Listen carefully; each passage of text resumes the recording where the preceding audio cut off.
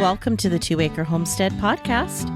Come along with us on our journey from a small suburban homestead lifestyle to our new lifestyle homesteading in the rural countryside of Upper Lower Michigan. We'll share with you our tips, tricks, successes, and failures. From both our past suburban lifestyle to our new rural lifestyle, all on the 2 Acre Homestead Podcast.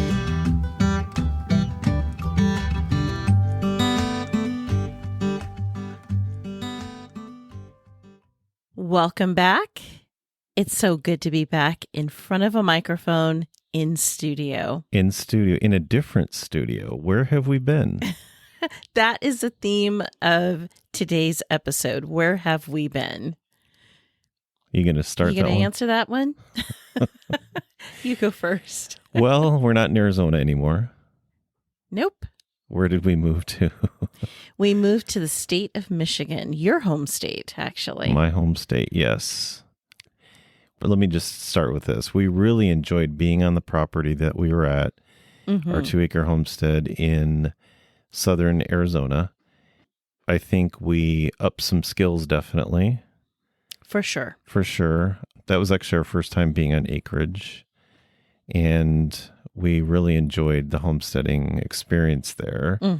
We experienced, I think we were talking about this even today, we enjoyed the small town that we were in as far as getting to know some of the locals and some of the farms and so on. We were buying raw milk and whatnot. And so, but the heat was just horrendous. And we experienced some health issues because of heat. So during the latter half of the summer of 2024, I experienced my first ever heat stroke. I don't know. I guess it's more of a heat exhaustion than an actual stroke, but I don't know. The jury's still out on that. But basically, it really wasn't hot, like exceptionally hot that day.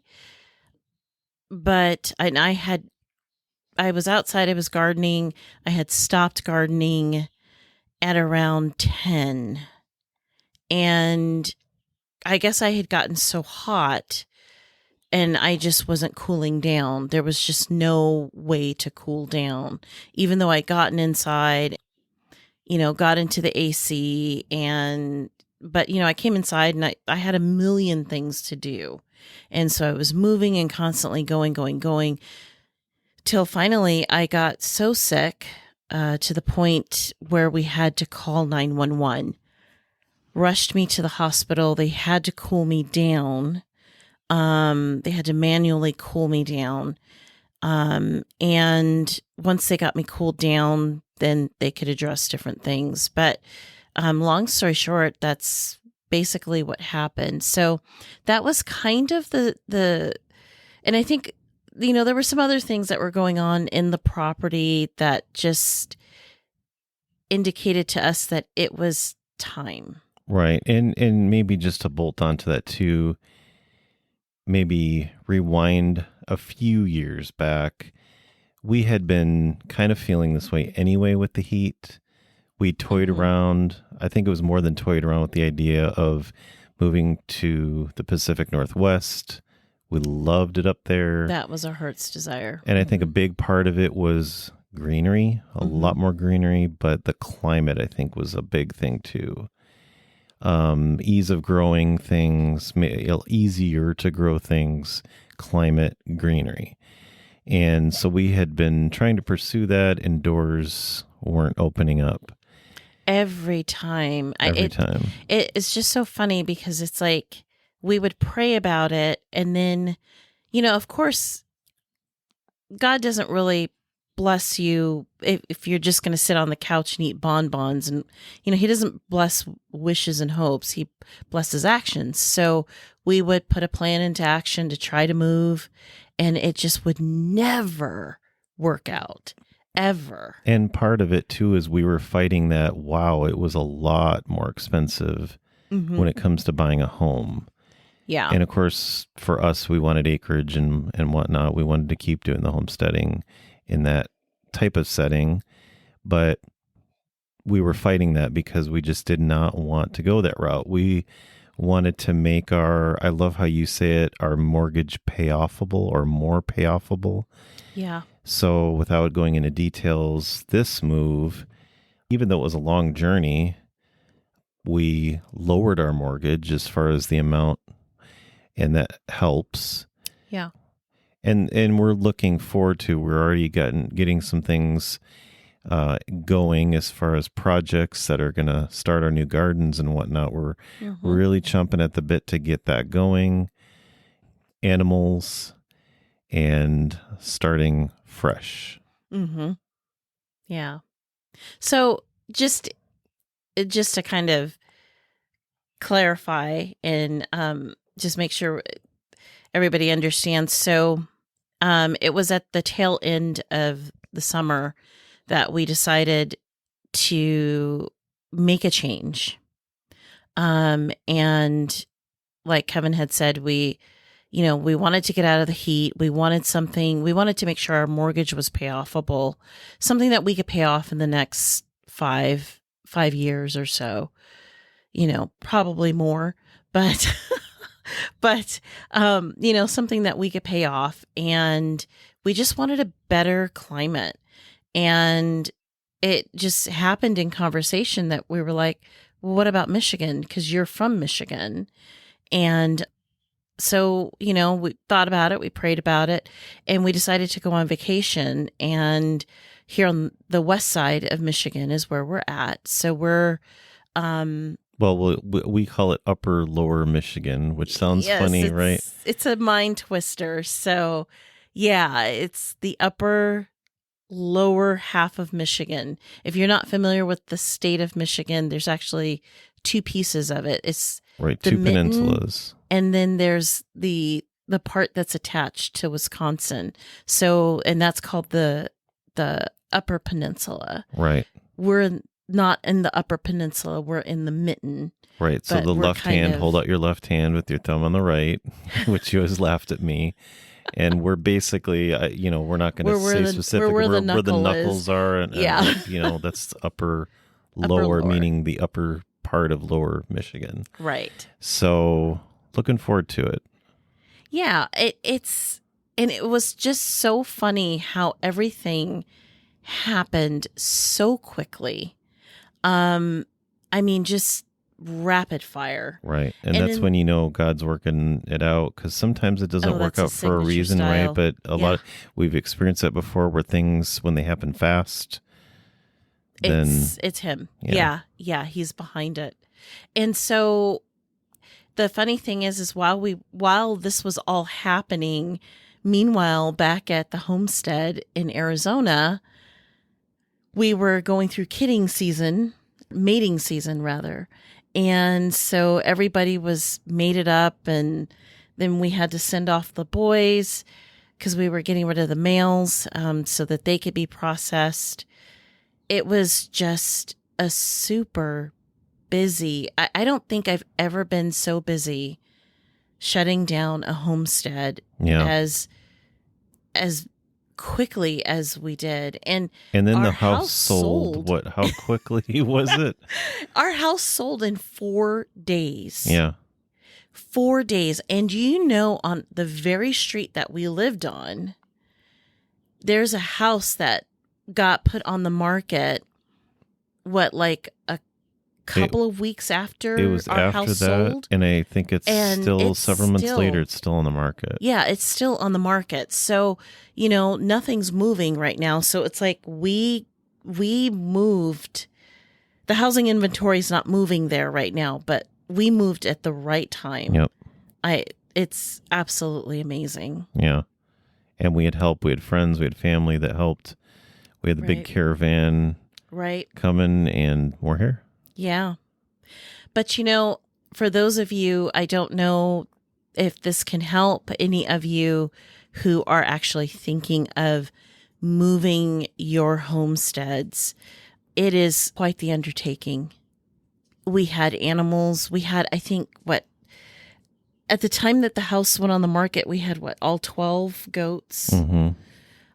So we had to, like we said, we sent some off to be processed, and then we had to, it was heart-wrenching, but we found somebody that we know. We're friends with them, actually.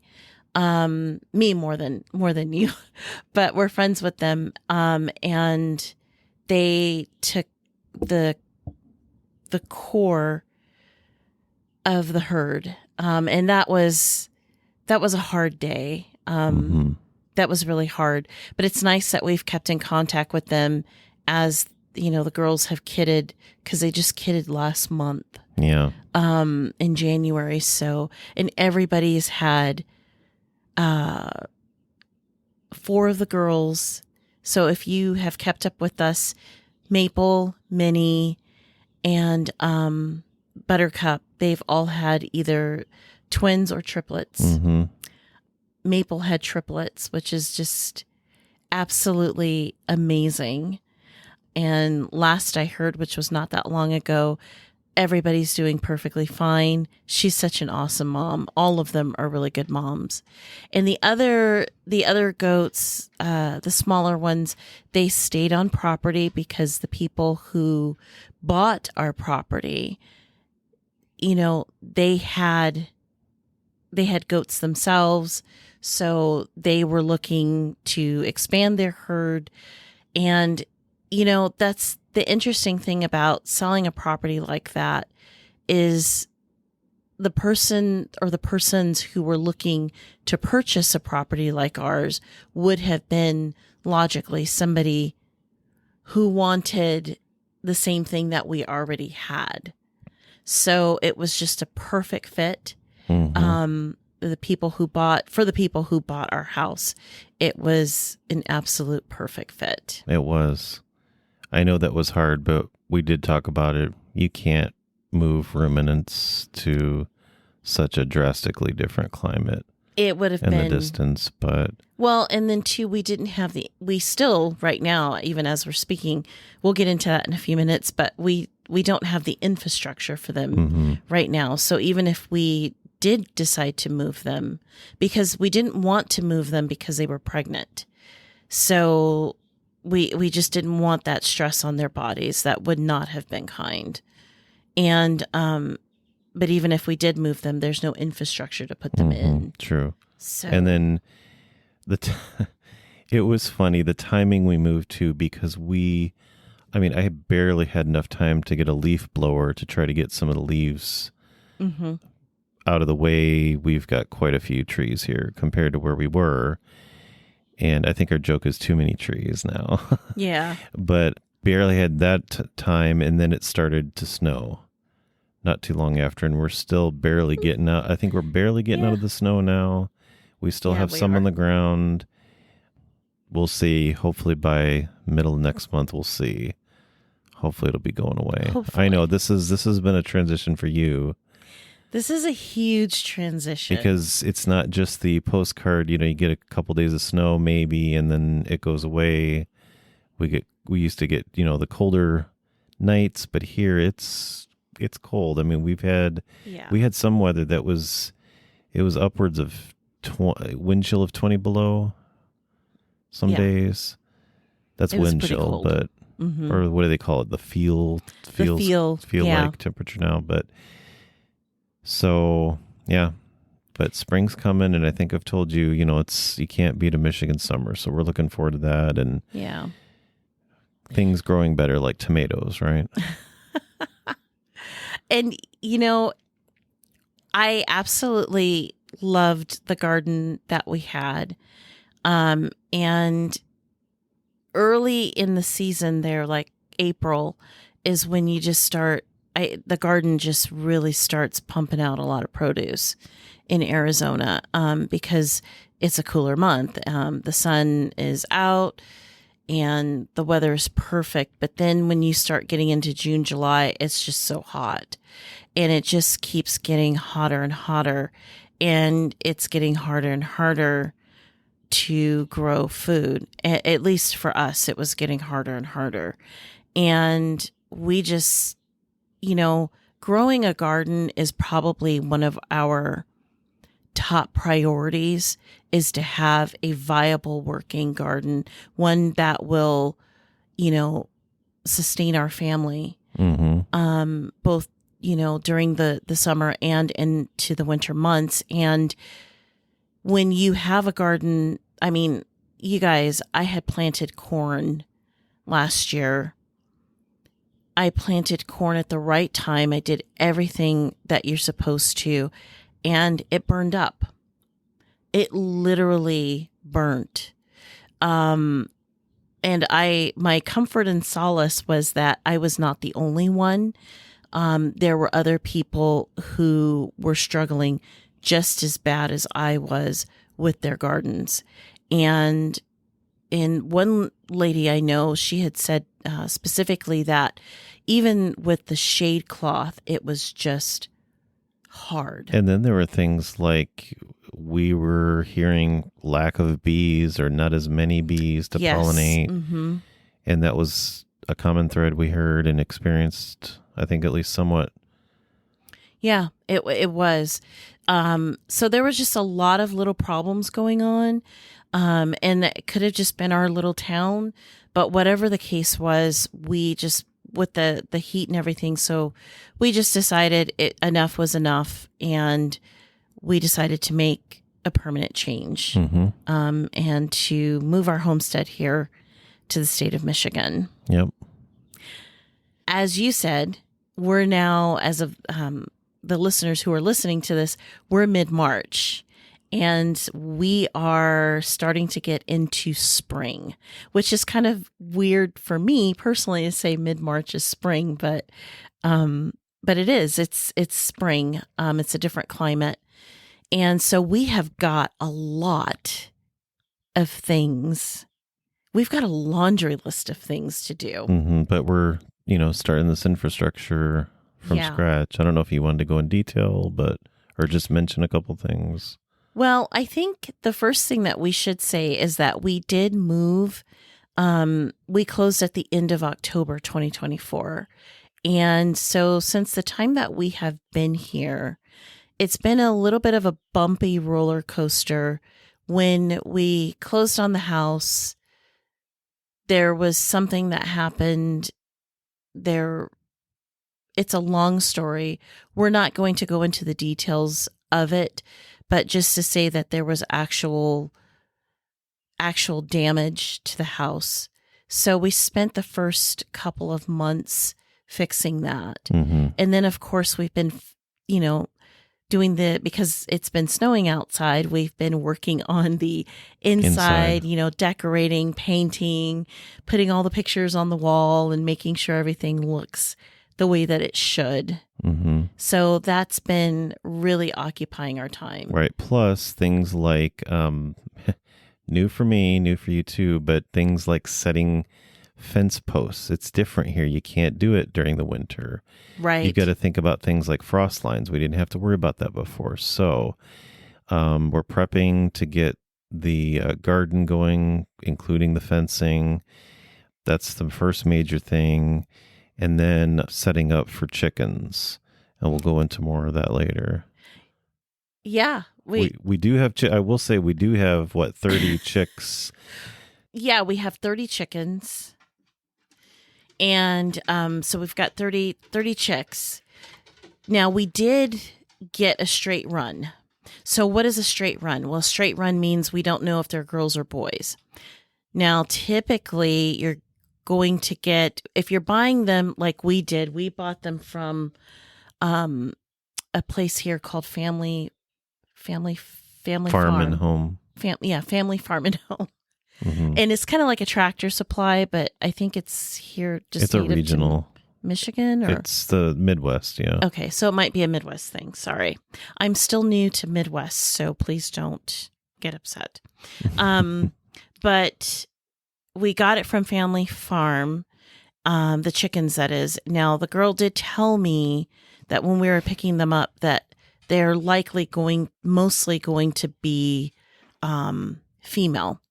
My personal experience has been it's a it's hard to tell. Mm-hmm. It could be a really good mixture of a lot of roosters.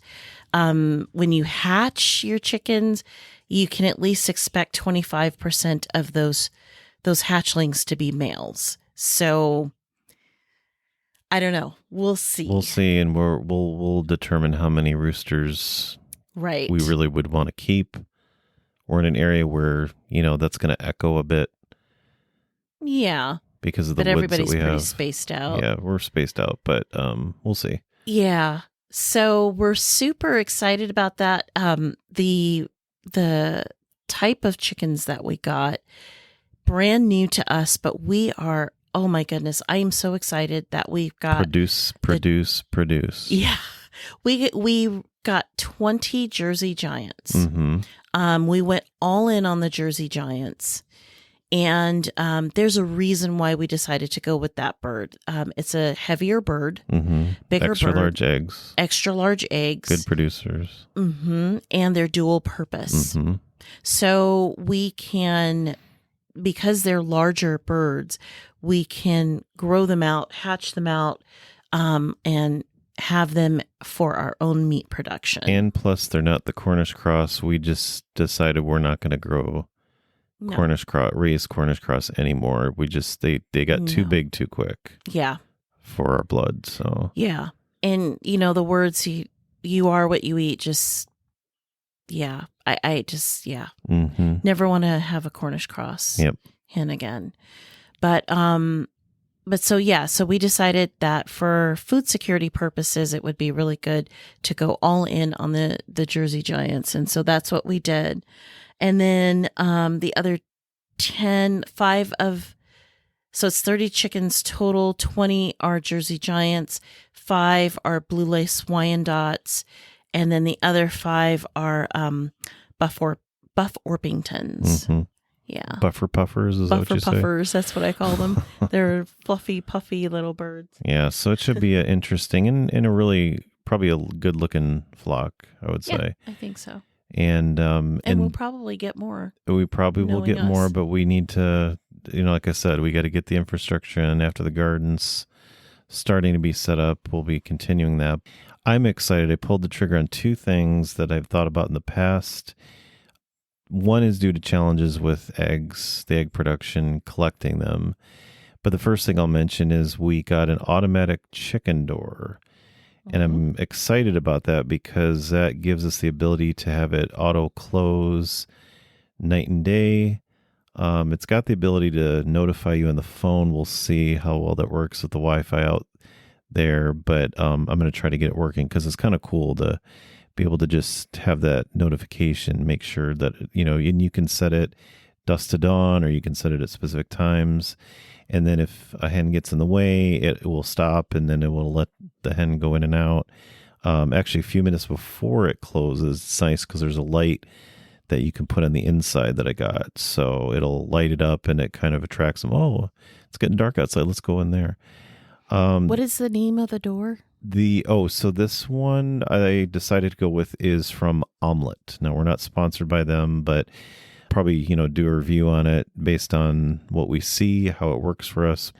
We are excited about doing that. So this is the one where you can put it on an existing coop. You can put it on their coops that they sell. You can put it in wire mesh if you want. We got that. And then from Hen Gear, we got a nesting box. So that way, basically what this will allow us to do is collect the eggs. They roll. It's just got a slight angle on the bottom.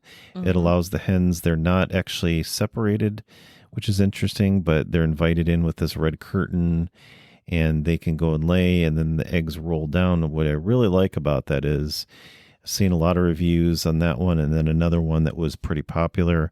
Basically, they roll down and keeps the hens from going after them, keeps them from pecking them, and so on, and then pooping on them. So hopefully this is going to amount to a lot more cleaner eggs and a lot easier way to collect them. So we really were running into some issues the end of our homesteading in Arizona. So I'm looking forward to that. And in Arizona, the flock that we had back there, we were starting to develop some problems with those chickens, because one of the chickens, somebody had figured out that they could eat the eggs. Yeah, once you get And that, once that started spreading. Mm-hmm. And so what happens is, a chicken will lay an egg, and then another chicken will start pecking at that egg and start eating the egg. And they figure out that, hey, this tastes good. This is really great. And then the other chickens start paying attention because they're nosy. And, what are you eating? And so then it just starts this chain reaction. And we had just started that, Yep. that it just started to happen. So, and once that starts to happen in a flock, it's next to impossible to stop it. And then You gotta separate those chickens that are doing that. So we're excited to have that nesting box because we've that'll talked prevent about that as well. So yeah, we're really excited to have that that type of nesting box where the eggs roll away from the hens. We can collect it. Like you said, it's clean. We don't have to worry about anybody pecking. And yeah, it's just perfect. And it sounds perfect. Yeah. And then there's a roll-up bar, which is kind of cool. So what you do is at night, there's a thing you can make it automated. I didn't get that yet. I may get it. But anyway, what you do is you just close it up at night. So what it does is it prevents them from going in there. And so that way they're not going to go in there at night. And another thing I really liked is you can set this box up where they can enter from inside the coop, and you can have the eggs on the inside of the coop, or you can have the eggs on the outside of the coop, and they go inside and from the inside of the coop and lay there. So you got some, creative ways that you can set it up. So we'll be reviewing that. Right. So that's super exciting. And then we also have our gardens that are going in as well. Yep. So we already started bringing in some wood onto the property. And again, there's so much moisture here. If it's not snow, it's rain. And if it's not rain, it's snow. It's so insane. We got some pressure treated wood. And well, the pressure treated wood is for the fencing. Right. And we're doing what's the size of the garden? I was thinking it was 40 by 40. Approximately 44 by 58. Yes. So we'll see when it finally is set in place, but that's approximately. If you are a follower of our blog or our newsletter, I think by the time this episode comes out, the newsletter would have corrected the blog. But yeah, it's 44. The dimensions are 44 by 58. And I do apologize. That was math. Yeah. It was a math error on my part.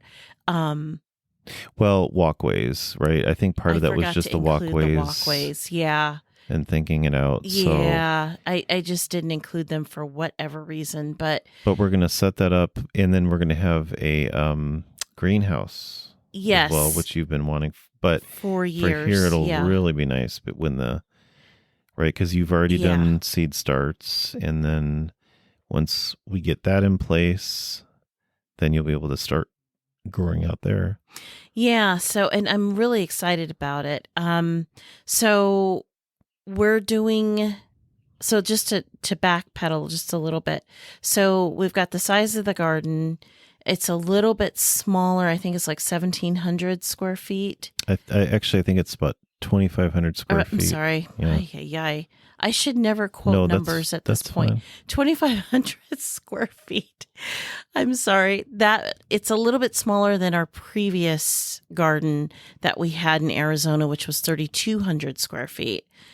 I think it'll be nice because I think it's going to be, I don't know, maybe more compact as far as kind of densely packed, but I think it's going to give us a good amount of room to plant, because we're talking about, this has been our goal, but like you mentioned just briefly, we had struggles with things like tomatoes and so on, just struggling, and everything wants to kill you in Arizona, right? So, But we're hoping here to do things like a lot of lettuces and, broccoli and tomatoes and even some berries and so on. So I think we're going to be able to get more yield. Definitely.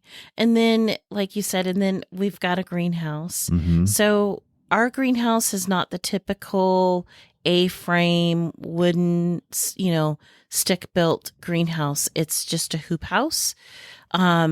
So, but I'm super excited to have that because in Arizona, where we were, it did not make sense to have a hoop house because of the heat. And It would be also, called a hothouse, right? Right. And yeah. And the extreme winds that we got in our specific area where we were. I can't speak to all of Arizona, but just a specific area where we were, the winds would get up in, 50 mile an hour. Man, easy. I had a grill that I didn't use a whole lot because of the winds. Every day was windy. Yeah. It was windy every single day. So we just, it just wouldn't have made sense for us to have it there. So, but yeah, we're really excited. We've got the downstairs here in the basement. We have 2 racks of seedlings that have been started. So I have pretty much all of our brassicas. And as a matter of fact, I'm hoping next week that as of the recording of this, and this is, we're recording this way ahead of schedule, you guys. So when I say next week, this is like, the end of February. So we're hoping to have most of my brassicas out in the hoop house, or greenhouse. But we have like collards, cabbage, broccoli, cauliflower, bok choy.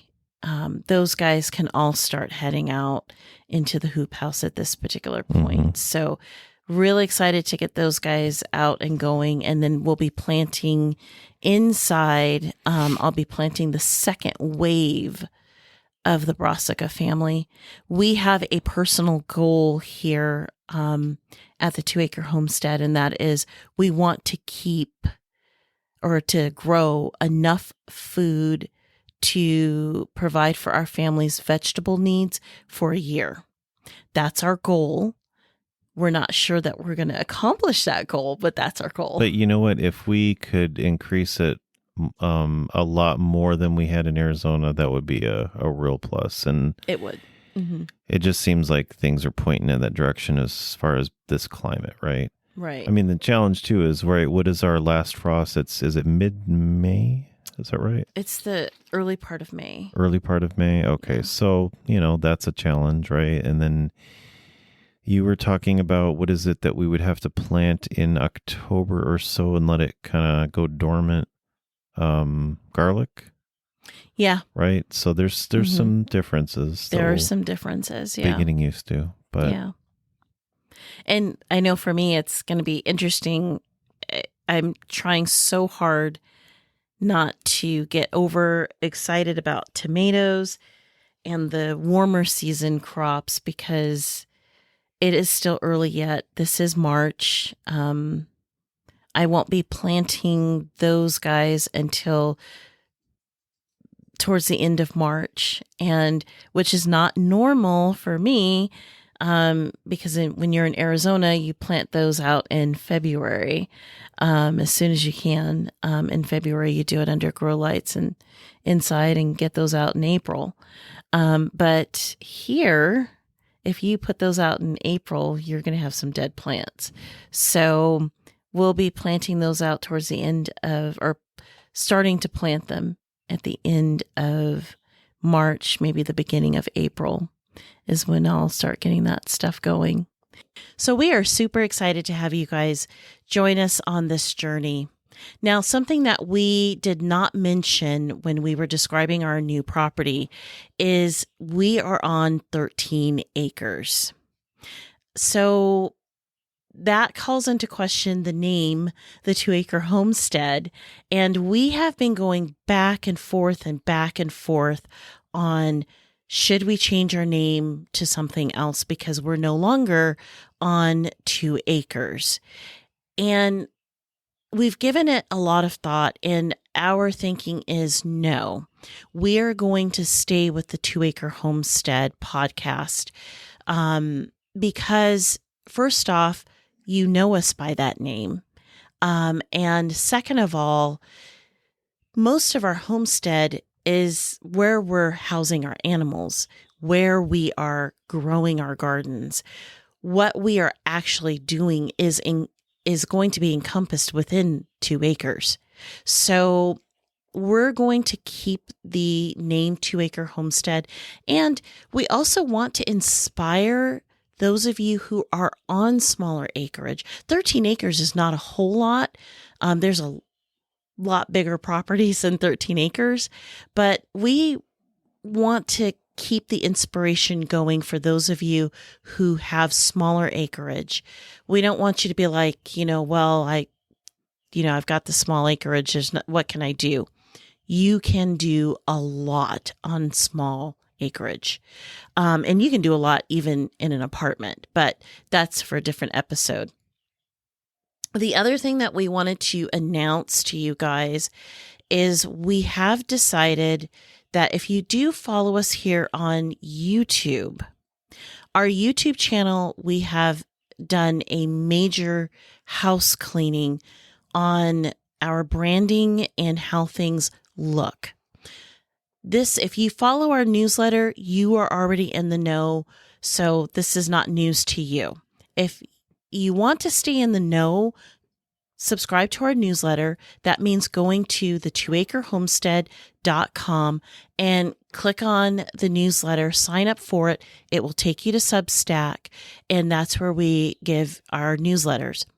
But just to give you a brief synopsis of what's going on, if you follow us on YouTube, we are taking down most of the videos that are on YouTube.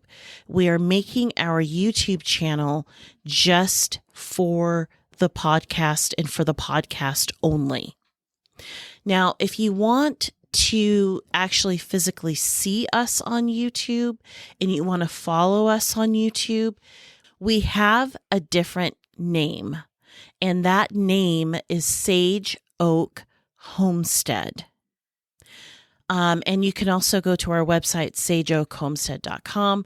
But that website is, and that channel, that's where we are showing you what our life is like.